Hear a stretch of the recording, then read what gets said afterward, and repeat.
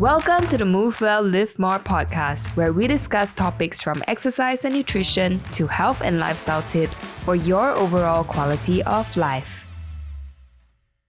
Hi, thanks for listening to another episode of the Move Well, Live More podcast. My name is Rachel. My name is May. And today we are going to talk about something that affects all of us. We experience it every day in this modern, fast-paced world. In fact, I'm experiencing it a little right now. May, you want to tell them what it is? Stress. Yes, stress. We have to laugh it off. Yeah.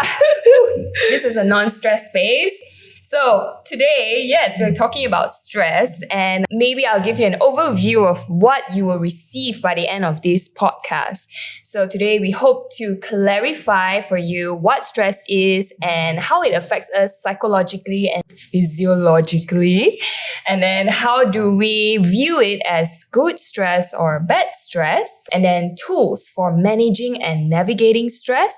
And lastly, how movement and play could be a simple answer to a simple problem. Right. So before we begin, I need to ask a request from everyone. If you'd like to hear more of this content about movement, health, and lifestyle from us, please, if you're on our YouTube channel, like and subscribe and hit the notification bell. And if you're listening on Spotify, share this podcast on your socials. That would really, really help us to do more and know that we are doing the right thing. All right? Okay. So, let's begin, May. About Bring it stress. Okay. Maybe we can begin with defining what stress really is for our listeners. Okay, so let's not go down the boring side of definition. I want to throw the question back to you. Okay. Can you tell me, like, when you experience stress, what do you feel and how do you feel about it? Because this is very important. Right. Okay. For me, when I'm stressed, if it's the bad kind of stress where I'm like overwhelmed, the one we commonly think about, I usually will feel the first word that comes to mind is helpless. I feel like I have zero control. I feel like there's a lot of just anxious thoughts that I cannot, that doesn't listen to me. It's like my mind and me are two different people. Physically also, I will experience like tightness at the chest area, shortness of breath. It's like I have to force myself to breathe, and heart palpitations. So that's if it's the bad kind of stress, and it typically links with my lack of sleep as well. Lack of sleep and lots of things going on. Okay, good awareness on that. Yeah, I noticed that. But if it's a good kind of stress where, let's say in work or in a situation where there's a challenge imposed on me and I have to rise up to the occasion, sometimes what I would experience would be like this extra superpower to focus in and like, I can do this. Suddenly, my physical lack is just ignored. And I am able to just push through, but I will be super exhausted afterward lah. Right. It's quite important for us to kind of like do pay attention to all these things. Because first of all, we want to clarify that we are not the expert in terms of psychological science, psychological stress. Right. What we want to bring up today, it's how our body responds to stress, what's happening physiologically, so that we can better adapt to stress. Okay, we are not counselor, we are not psychologists, but we will touch a little bit on the psychological and emotional side because stress is a two-way thing. It's both top-down and bottom-up.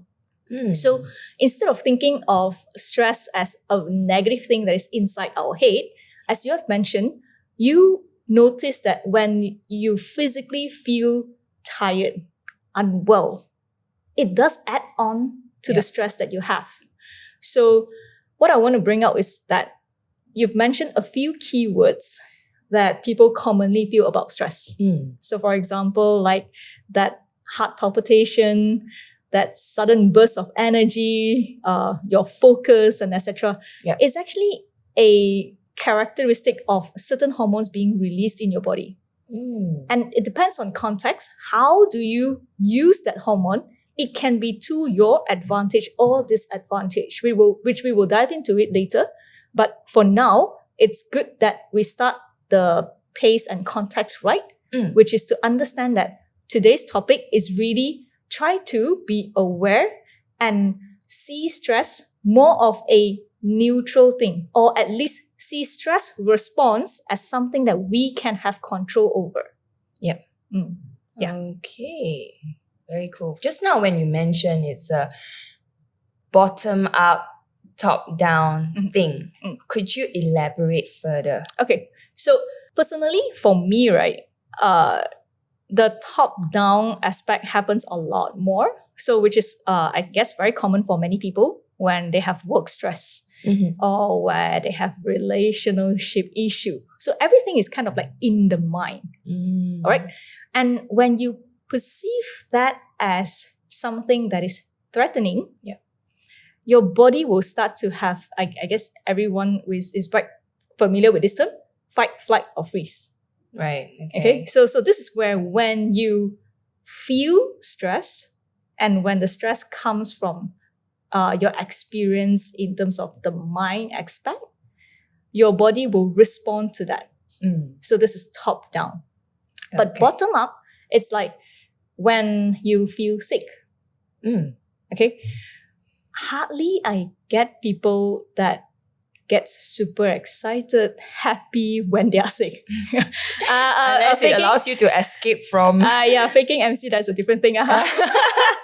But yeah, when you are actually ill, you have fever, you cough nonstop, you can't sleep well, it's very difficult for you to feel good. And that is where it starts to affect the mind. And this is why we as coaches always preach that, having a healthy body, we cannot take it for granted. Yeah. Because having that allows us to cope with stress a lot better. If you are already battling lifestyle stress, but you don't have a healthy body to support it, the battle is going to be so tough that it feels hopeless. Definitely. Yeah. So that's how I would describe top down and bottom up. And like we touched on, we try to have a bottom up approach to navigate stress, or at least to pattern break the stress response. Yeah, I guess you mentioned a very, very key thing that our body is the state of our body is very much a huge role in helping us cope with stress. And that's the area in Move that we would be able to talk more about. As she mentioned, we're not the psychological stress experts. When you mentioned that stress, you want us to view stress as a more neutral kind of perspective.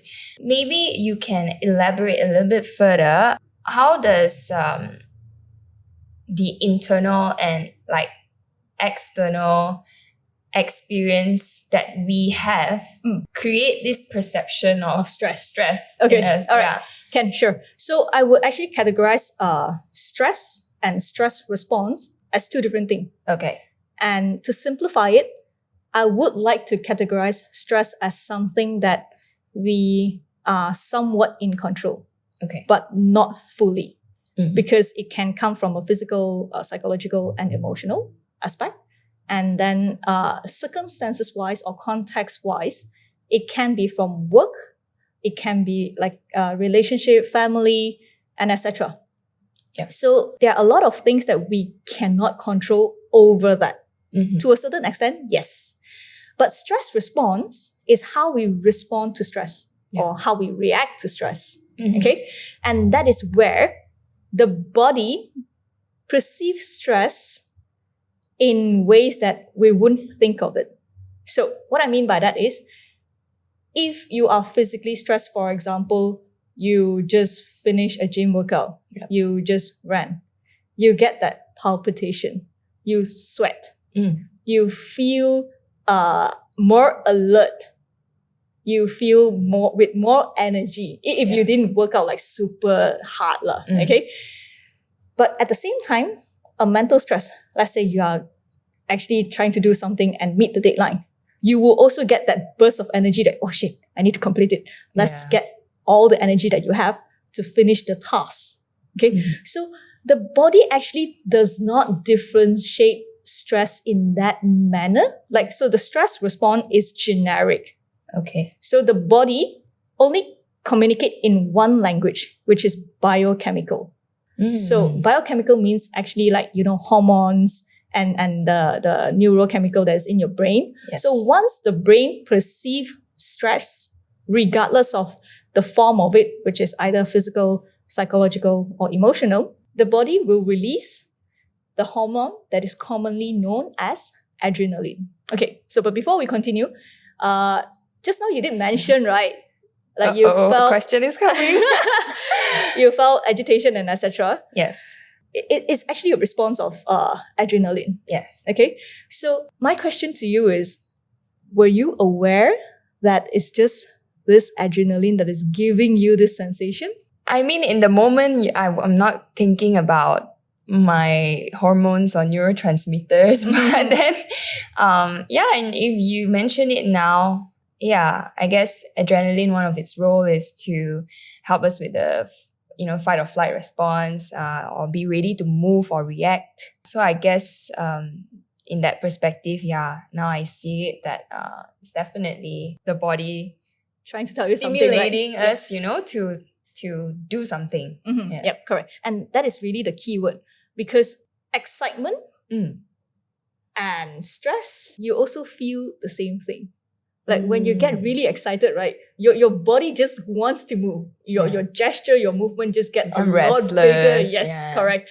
And then, your voice gets a lot louder. And then your heart rate does get riled up. One very simple thing is, I guess, if you were to be the kind of person that enjoy roller coaster ride, right? You go to the playground or I don't think playground is the right word. Theme park. Theme park, yes, correct. Yeah. Okay. But you see that roller coaster going around, you hear people screaming. You can feel the excitement. Yeah, I don't need to go to a theme park. I just play Overcooked on PS4. I'll be screaming away. Yeah, exactly. So that is a blend of excitement and stress also. Overcooked, I tried that too. It's like, oh my God, I really want to strangle my teammate for not helping me.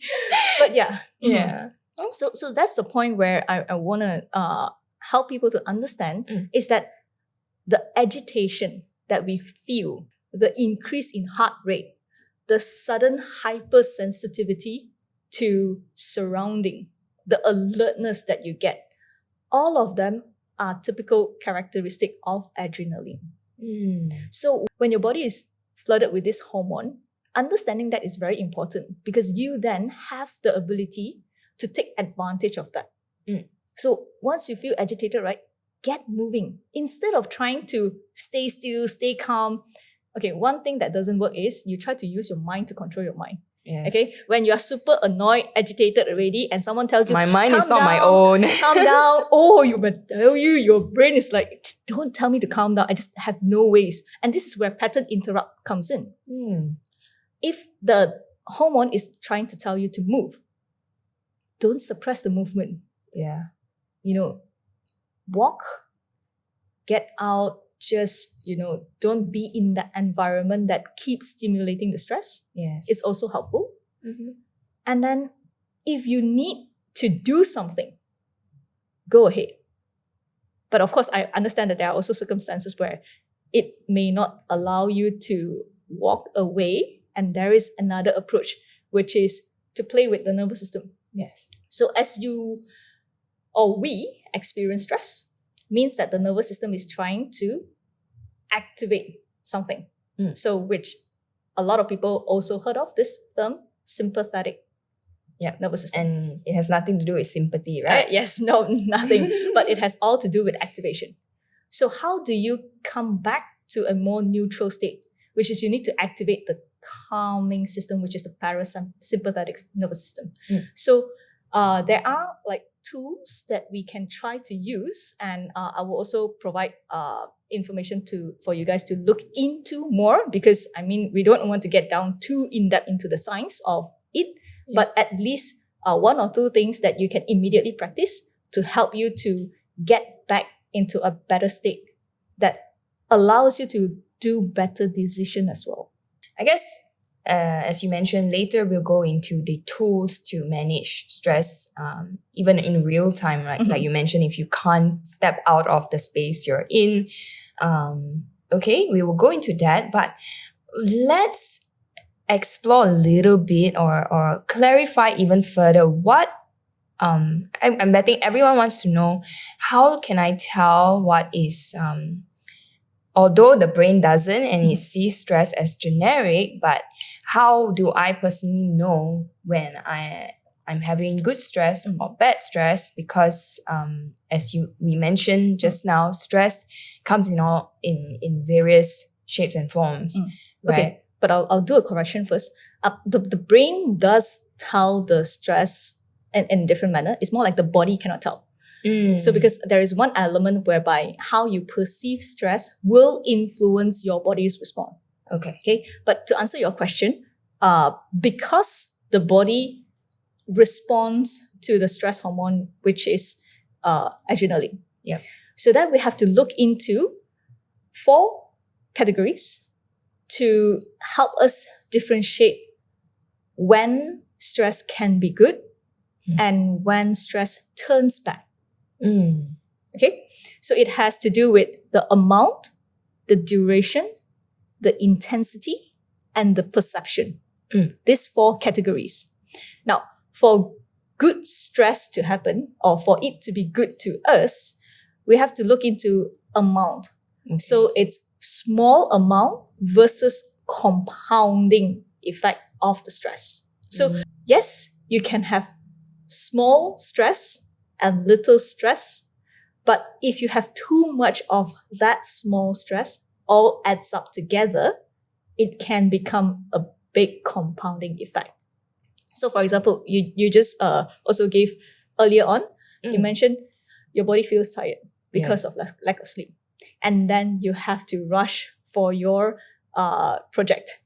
And then if your teammate doesn't support you to provide the materials that you need to complete the task, and then your boss starts to rush you, you can see how it layers on top. It escalates, yeah. Yes, correct. But if you separate it out, if you just don't have enough sleep, but nothing else bothers you, or if you're just rushed with time, but you have good sleep, or your teammate just make a mistake in terms of that, separately, they don't feel so stressful. But all those little things add together can be bad.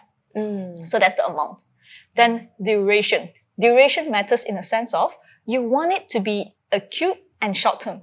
You don't want it to prolong, especially when the stressor is no longer there. So this has a lot more to do with like emotion of things, because the emotion is so strong in you. If you don't pattern break it, literally it just bring you down a rabbit hole. Yeah. And one thing that doesn't happen right in the morning, but you ruminate it over and over again, maybe you have an argument with a person.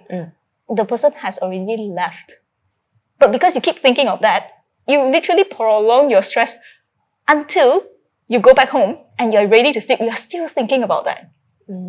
So what could have been a short-term stress then become a long-term stress.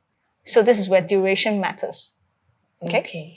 And then intensity. But intensity, I would like to bring it to the direction of more of our expertise. So physical stress is something that people don't understand a lot. Because there is a lot of papers, research that says exercise is good. Exercise is good, but it's a form of physical stress. Yes. It does fatigue your body. So if you do it in a short-term small amount and we accumulate that effect over weeks, months, Yes. Increase your capacity as well. Correct. That's precisely how we prepare our body to be able to deal with stress better. But if you rile up the intensity to go for HIIT exercises, usually HIIT exercises, if you do it correctly, like half an hour, you go kaput. You can't really push more. Whoever that says HIIT intensity, you can do more than half an hour. You're not doing it right. It's not high intensity. Yes. But that being said, is once you get that intensity in, if your body is not adapt to it and you don't have the capacity, you will realize that the rest of the day is ruined. Yeah. Like, oh my God, I don't have energy Exactly. anymore. So when new clients come and they ask, 1 hour for personal training enough? Like this is where we're coming from. You know, challenges. Yeah.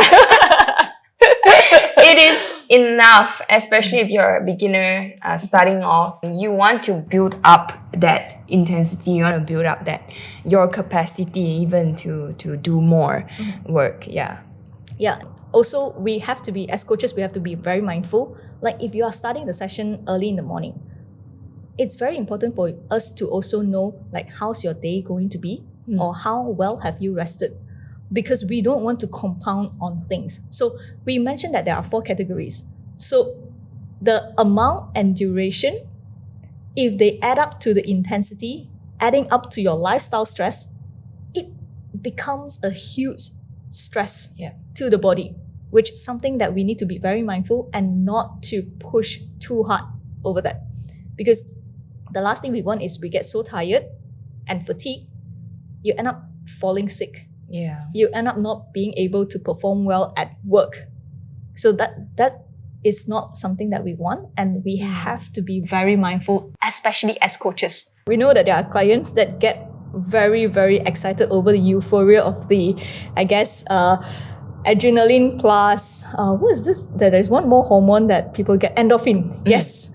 Very, very like, oh, I want more. But no lah, your body has a capacity to it lah. Like as much as you want more, but the body won't allow you to do that. So coaches also act as a gatekeeper to all this excitement. Correct. Hey, Correct. Keep it a healthy amount. Yes, precisely. And the last category would be perception of stress. So I would like to categorize them into 2 categories.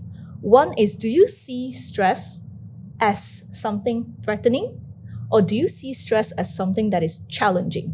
Because it makes a huge difference. So before we continue, maybe I throw this question to you. All right. How do you think the 2 words, threatening and challenging, makes a difference? So when you ask me what threaten would mean, what comes to mind is feelings of insecurity. I have to bring my guard up. I have to defend, fight, protect. I will have to find solution and scramble for that. Whereas challenge, I think of myself like a warrior and like, okay, challenge accepted, or like an athlete mindset. Yep, I'm going to put myself through an uncomfortable season, but I know it's going to be rewarding. It's going to be worth it, right? Yep. So yeah, that's to answer your question. Yeah, precisely how I would feel as well. So like the ability to view stress as challenge gives a sense of control. Like you may not have the right strategy right now to solve that issue, but it's a belief that you have that, okay, I will be able to overcome this and I will find a way, and it gives me a certain calmness and control over things. Right. Yeah, that's a clear distinction. When I feel threatened, I'm not sure whether I just know I need to protect and like it's scary. Yep. Whereas if I'm challenged, like you said, there's a positive belief of finding that way out of the tunnel. Correct. So this perception is what we also want to show, that as much as we are not a psychologist or counselor, but when it comes to like a non-disease state, which is what I mean by disease state is we don't want to see this kind of mental issue like depression, anxiety, and etc., when we are healthy, when we do get the normal response of stress, we can shift our mindset. We can shift that perception. Of course, I definitely recognize that everyone starts at a different level. Like I too get situation whereby there are people that can take challenges really well and have a super high standard of that. Whatever that they see, they will see it as a challenge. And they just go. We can do this. Is there any harm in being like that? There is one harm, which is not seeing from other person's point of view. The empathy is not there. Hello, please lah. If you can do it, doesn't mean that everyone else can do it all. And this is one thing that I really need to emphasize on and highlight on, is because as coaches, we tend to forget about that. Coaches, our clients always joke and say that, of course you can do lah, you're a coach ma, you train all day ma. I tell you, that is genuine. Like your clients cannot do it is because really their baseline is not quite there yet. So your languaging cannot be a direction of, don't lah, you can one. Just say you can one, do lah. I tell you, your client will be very annoyed with you. I can hear all my clients going, Rachel, you heard that? Okay, just play this podcast and then play it back to Rachel. I defend you. But I do it appropriately. Another skill a coach would need to have is the ability to tell when your client is just being manja, True. or they really can do it. Yes. Yeah, or they really can't do it. But that comes with a lot of, interest to observe and check in with them. And I think, Okay, so that was a joke. Okay. But that is where perception comes in. And especially as a coach, we do have to be a little bit more sensitive and empathizing when it comes to helping our clients understand stress and how to manage it. Yes. Never downplay the emotional part of stress that others are experiencing. So I guess we've talked a bit about differentiating good stress versus bad stress, and the ability to train towards the capacity of dealing with stress more. And also, I guess when you mentioned that perceptions also help us to cope with stress better, the way you view stress as challenge or threat, it goes without saying that it's also like training a muscle, right? Your ability to shift your perspective, because sometimes when you're a beginner at shifting perspective, you might find it really extremely impossible. You can't control your mind is not your own, but maybe distracting yourself for a bit and then reflecting eventually to shift that perspective. Maybe doing it more at different periods of time, and then your capacity just grows, right? So I think we are being led towards how to manage stress, how to navigate. There's two ways to do it. Like just now we kind of mentioned in real time or lifestyle management. Okay, so I think it's very important that we see it as two categories, which is in real time, and the other one, it's more of a kind of like a long-term thingy. Okay, because in real time helps you to shift that stress response. So are you going to respond or are you going to react? If you react wrongly, it accumulates the stress. Oh, yes, definitely. Let's give an example. Okay, for example, when something goes wrong. I think yesterday was the best scenario where actually both of us are doing it together. So we are supposed to do something called like reels, right, for Instagram. So we were shooting a reel. So I'm not someone that likes to talk in front of camera by myself. This is actually making me a bit stressed, but more comfortable because we're having a conversation. But shooting the Insta reels require me to, look into the camera, and then I get like there's a script. So I get very like stressed out if I forget like the precise word that I use for the script. So yeah, as you experienced like when you were trying to talk to me, like my energy of stress is like so skyrocket, right? And then I remember we were shooting halfway, and then our colleague was doing exercise on another end, and then I think there was some noises. Yeah. Then I got distracted. I was like, oh, God, why do you do this to me? So I have to pace myself, and there was this fraction of moment whereby I could have just let myself like get so frustrated. Yeah. But knowing what stress does, knowing what adrenaline does, I resort to one of the tools that we can use. It's called physiological sigh. Okay. The details of it, feel free to Google physiological sigh and Dr. Andrew Huberman, because he has like a ton of information on that. But how that works is basically I did a double inhale. So it's like, and then a prolonged exhalation. So that was what I used to calm me down, to make sure that I don't add on the perception of, this doesn't work, that doesn't work. I'm not getting the right perfect environment for my recording.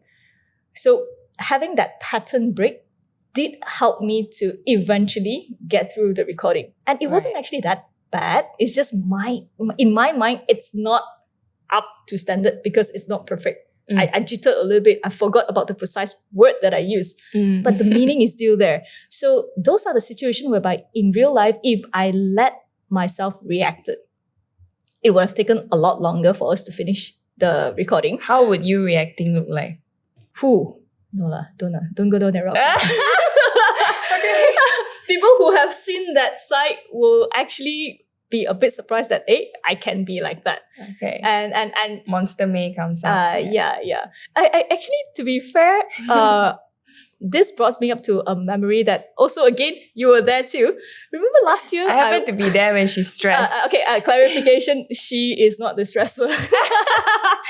Okay, it was like last year when I took on the role as a educator in Move, and then after that, dealing with all different tasks, and my body was not able to cope with the amount of stress. And then, yes, I have like 2 episodes of like I'm super low on energy, and we were in a meeting.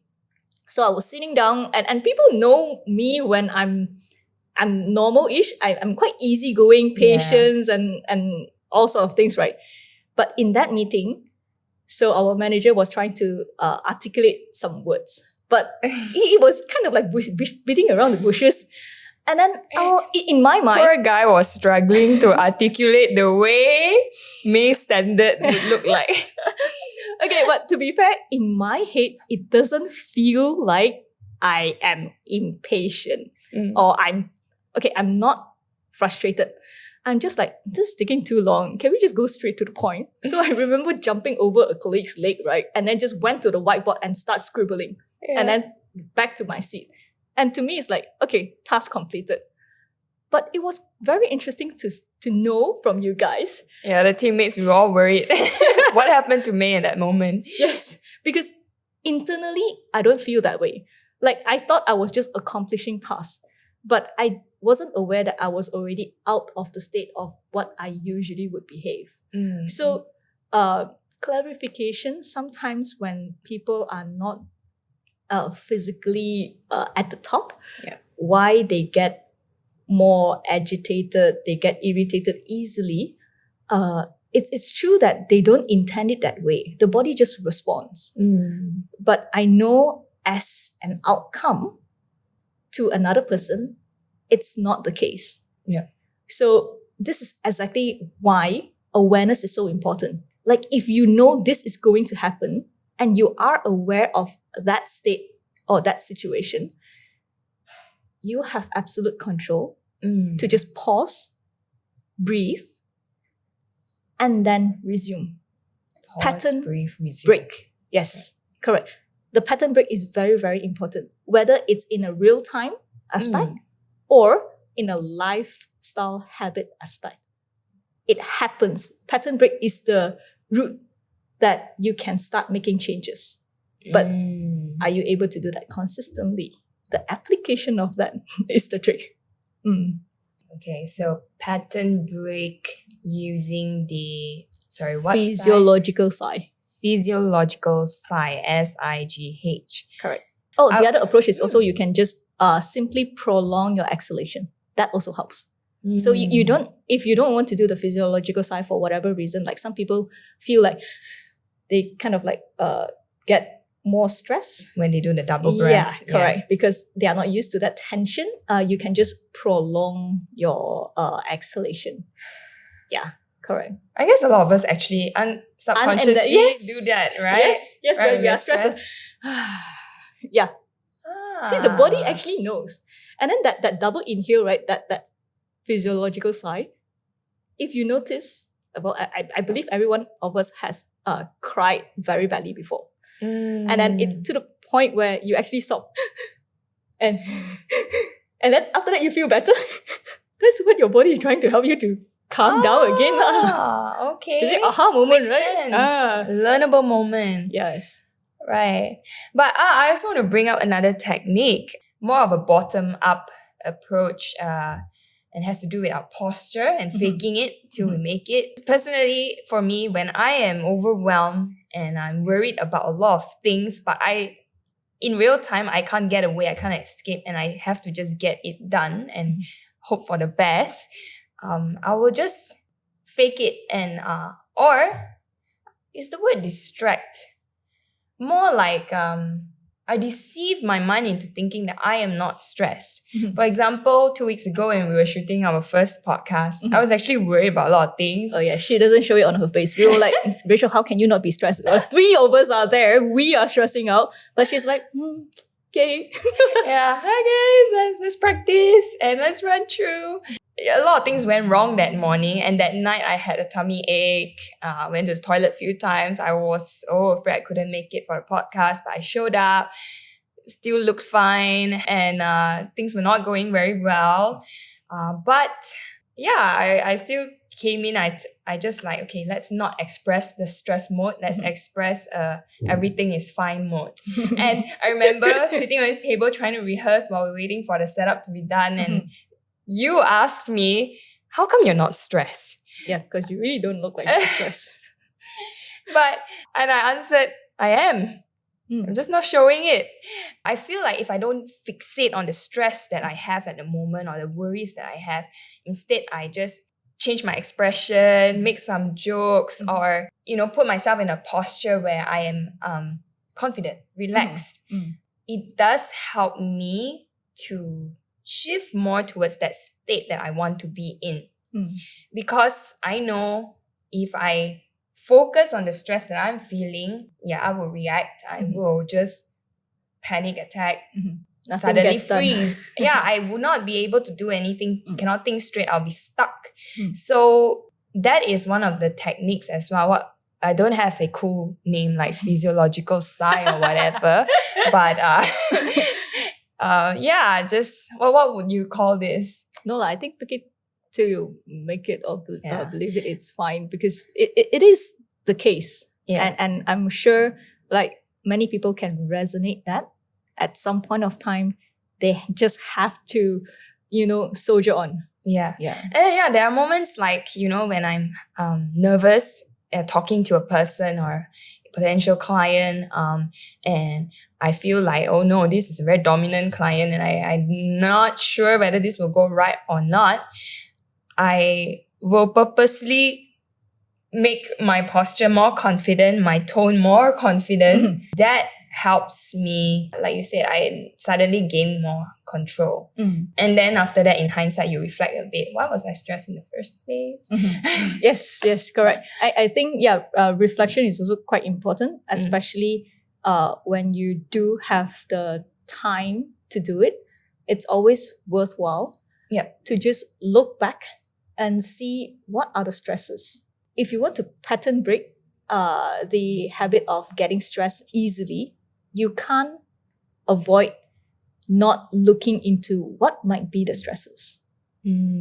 Okay, categorizing stresses into what you can control and what you can't control does help.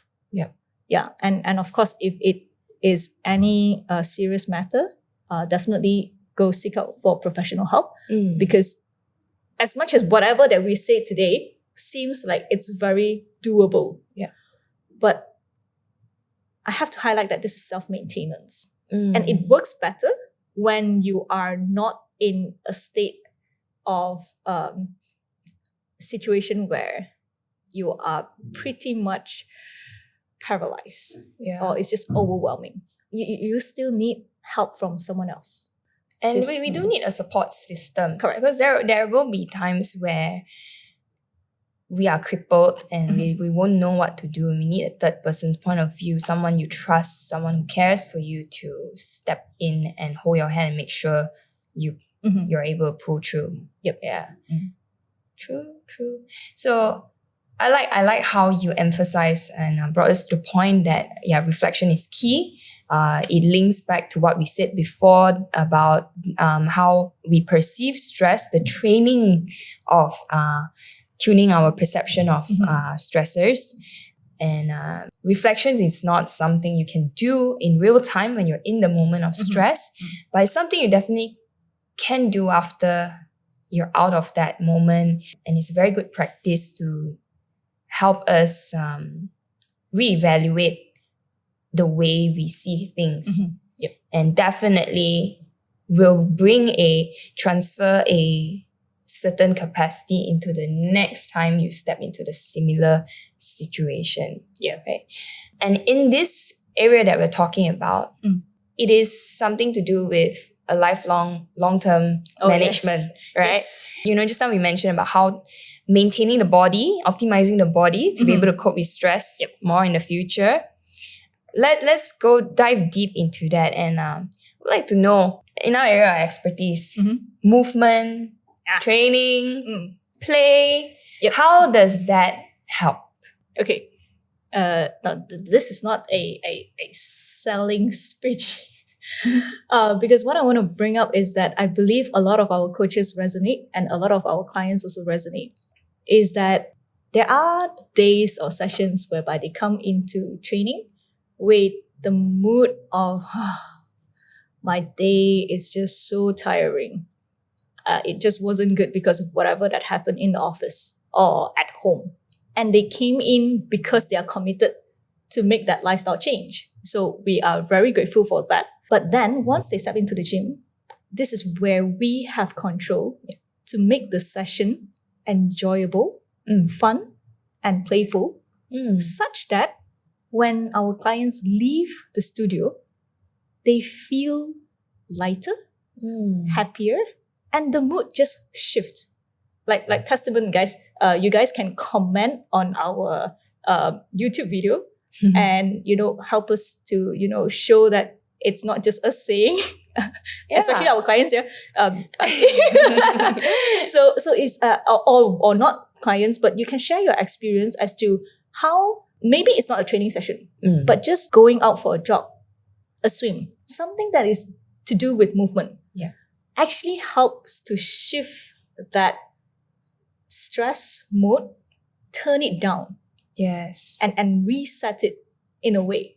Coming into the context of training, of course, the short-term effect is it patterns break your stressful moment. By doing fun things in the gym, feeling like working yourself out, empowering yourself physically that, wow, I'm squatting this weight. Wow, I'm lifting this weight. It's really, really like motivating. But on top of that, every session counts because what it does to the body is it improves your capacity to handle stress. Your body becomes more resilient to especially the physical stress. Now, this is where I also want to clarify, I have a lot of clarification.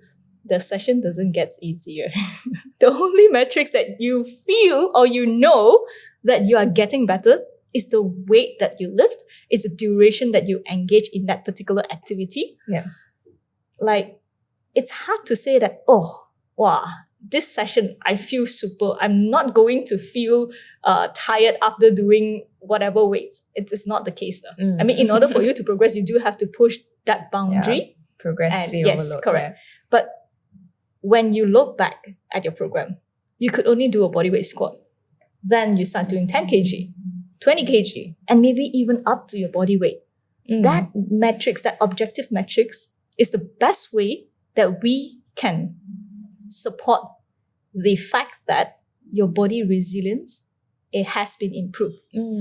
And because the body only communicates in that biochemical language, right? Yeah. So when your body starts getting flooded with that amount of adrenaline, you don't get shocked. It's like, oh, what's my body experiencing? Why am I getting this jitter? Why do I suddenly feel this urge Your body to move? has adapted to it. Yeah. Correct. You know that, oh, actually when I'm feeling jittery, I can make use of it, like to move. To you actually can channel your superpower into... Yes, correct. So if let's say you are a weight loss client, Mhm. okay, and your coach has been telling you, do more NEAT, go out and walk and etc. But when you feel stressed and you get that agitation, you can take that as a cue. Okay, why not I just use this and then start walking, clocking in my daily goal of achieving, 5,000 steps. Yeah. That's a good way. Yeah. You can really compound on the benefit if you know how to take advantage of what you have learned today. Yeah, there's also one thing that I learned from Dr. Huberman is that when you get jittery, that rush of adrenaline, both in your brain and in your body, is the best time of learning. So I actually, like during MCO, there's suddenly this explosion of population of people doing skipping rope. Oh, yes. Yeah. It was a trend. Yes, correct. So it was also that time that I came across this podcast and says that, when your body feels that frustration, that jittery feel, you are flooding the brain to learn. You will actually learn better when you get that state. So every time when I get to the point where I skip rope and then I just get, shit, I missed that. I can't do that. I didn't achieve the count. And I recognize the importance of that moment because it can go two routes. When I give up, at the moment when I'm frustrated, I remember that negative sensation of again. But if I switch my mindset to, I'm frustrated, I failed, it's okay. Because this is where I can make a different mindset stays in my learning. It's like, I don't want to remember every time I feel frustration, it's a bad thing. It's not. And yeah, I thought it's also quite fun to share at this point because I had tried to use those kind of situation and then learn something new. So I get myself frustrated, but I tell myself, okay, do not install memory that is bad because it stays. So let's pivot to something else that, will benefit me. Then I go for the learning. Yes. What I like about it is I'm practicing this shift of mindset. That whenever I'm frustrated, I don't want to link that to a bad approach, bad emotion. You want a more positive association that sticks. Yes. Right? Talking about personal experiences in terms of how movement helps with stress. I have one very, very personal one. Many years ago in 2017, my dad was in critical condition, hospitalized for a week. I remember during that week, when suddenly someone close to you abruptly is hospitalized and things just keeps going downhill and you have no answers. Doctors are not really giving you the satisfactory answers and you're running around figuring out what to do and how life will resume. It is very overwhelming. But until today, I remember so clearly that what helped me navigate through it all was stepping out and going to the gym. Sounds very cliche. You're a trainer. I wasn't a trainer back then, actually. It was after that I realized how important exercise is for people. But personally, it was those breaks where you can't always be visiting the ICU and there will be certain hours you can't do anything.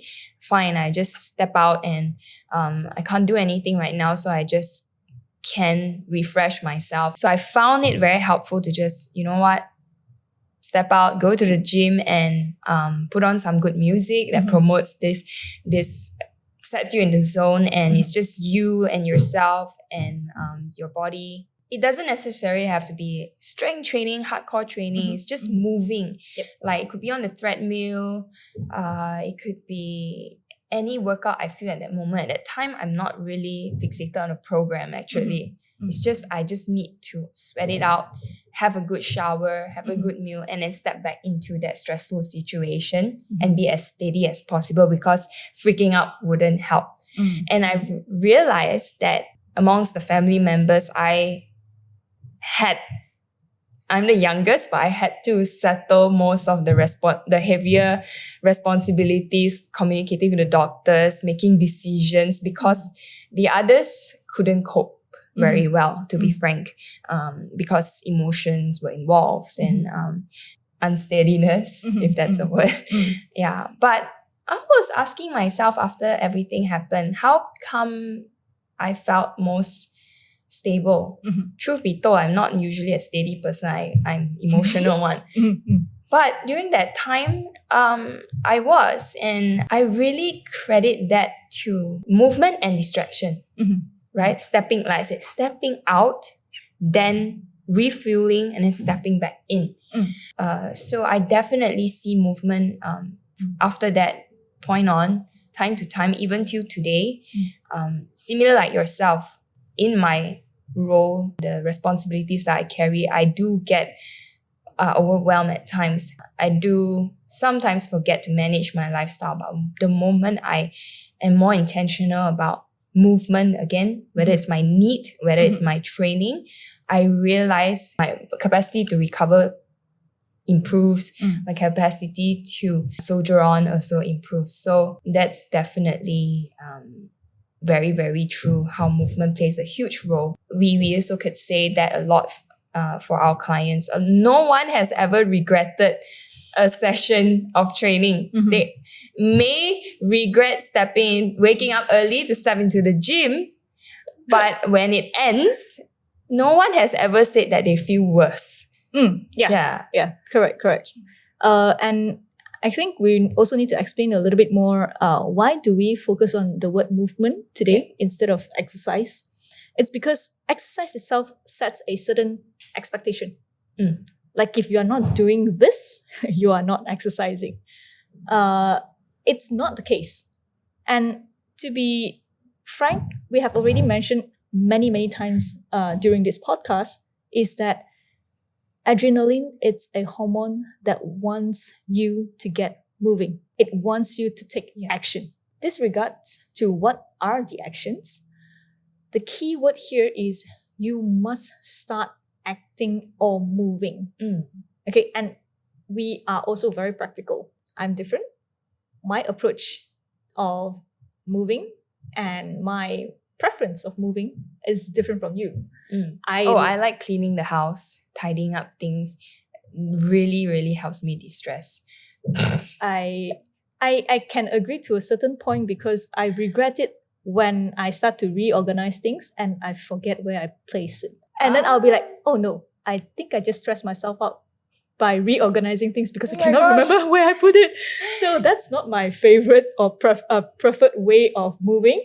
For me is I play with movement. Actually, not just play with movement, but simply it's just being in the moment when I try to do something. So like foam rolling, I'm more than happy to spend half an hour rolling at one particular spot.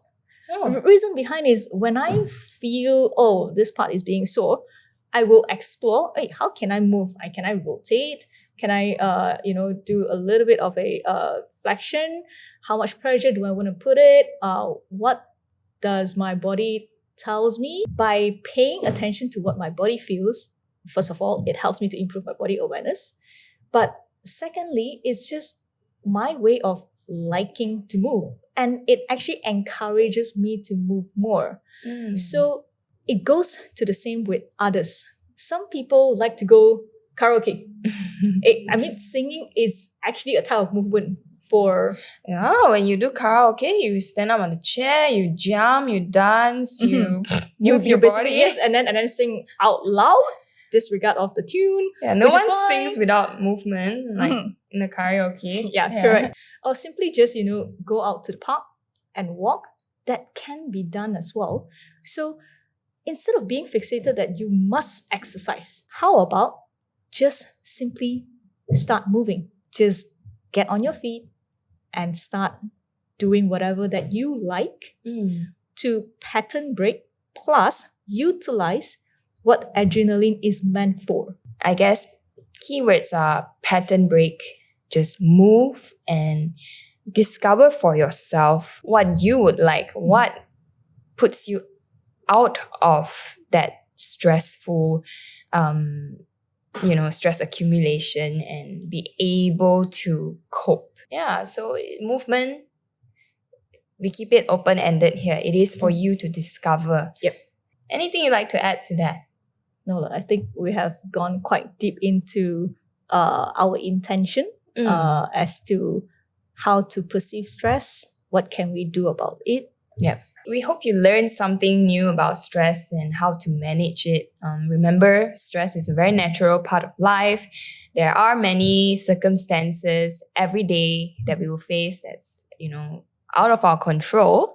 But what's in your control is, how you respond to stress. How you respond and how you optimize your body to be ready to respond to stress, right? So yeah, thanks for listening, and we hope this empowers you to move well and live more. If you enjoyed this episode, please help us reach more listeners by sharing this on your socials. And if you've got a question or anything that you'd like us to include or cover in the next podcast, feel free to slide into our DM on our Instagram at Move Private Fitness, and we will see what we can do. And join us next time for more practical lessons and inspiration to improve your overall quality of life and achieve your goals. For now, keep moving well, feeling well, and living more. And we'll see you in the next one. Bye-bye. Bye.